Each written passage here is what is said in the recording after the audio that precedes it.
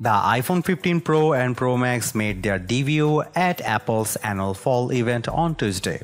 From the moment I picked them up in a hands-on area inside the Steve Jobs Theater, I could tell there was some significant refinements compared with previous Pro models. The iPhone 15 Pro and Pro Max are made with titanium instead of the stainless steel found on last year's iPhone 14 Pro and 14 Pro Max, and as a result are noticeably lighter. In recent years, Apple used its Pro phones to push the envelope with tech advances while keeping the standard models with the previous year's tech, likely to reduce costs and incentivize upgrading to the pricier premium models. That's proved true with the standard iPhone 15 and 15 Plus, which get last year's 14 Pro perks. The iPhone 15 Pro and Pro Max carry on this tradition, and since rumors of an iPhone 15 Ultra were unfounded, these are Apple's most advanced phones yet. Now let's talk about performance. The A70 Pro is the world's first 3nm chip, and it means business. Apple is making the biggest noise about the new 6-core GPU, which is up to 20% faster and enables harder accelerated ray tracing in games.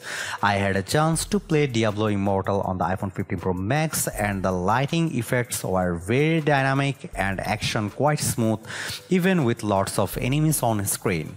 The CPU inside the A17 Pro is 10% faster, and the neural engine is up to 2x faster, which can help with features like autocorrect and personal voice in iOS 17.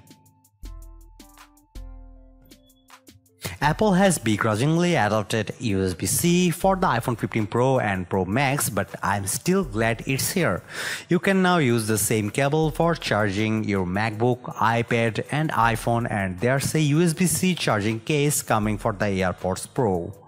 The USB-C port on the iPhone 15 Pro Max supports USB 3 and gives you transfer speeds up to 20x faster than before. There's also a new ultra-wideband chip which lets you connect iPhones from longer distance and also lets you find nearby iPhone users that are friends or family when you are in a crowd. The iPhone 15 Pro Max upgrades to Wi-Fi 6E for faster speeds, but not the state-of-the-art Wi-Fi 7 standard.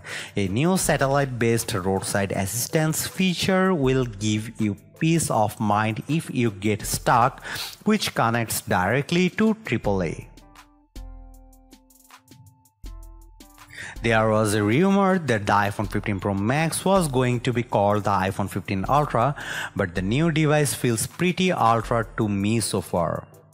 You get a surprisingly light and sturdy titanium design, a handy action button, and powerful A17 bionic chip. My favorite upgrade though is the new 5x telephoto zoom lens. At the same time, $1,199 is a lot of money to spend on a new iPhone, and while the action button is clever, I'd like to see Apple add more options so you can use it for more than one action at any given time. The charging is not any faster either despite the arrival of USB-C. Overall, though, the iPhone 15 Pro Max could be the phone to beat. Stay tuned for our full iPhone 15 Pro Max review and in-depth testing. Thanks for watching. See you in the next one.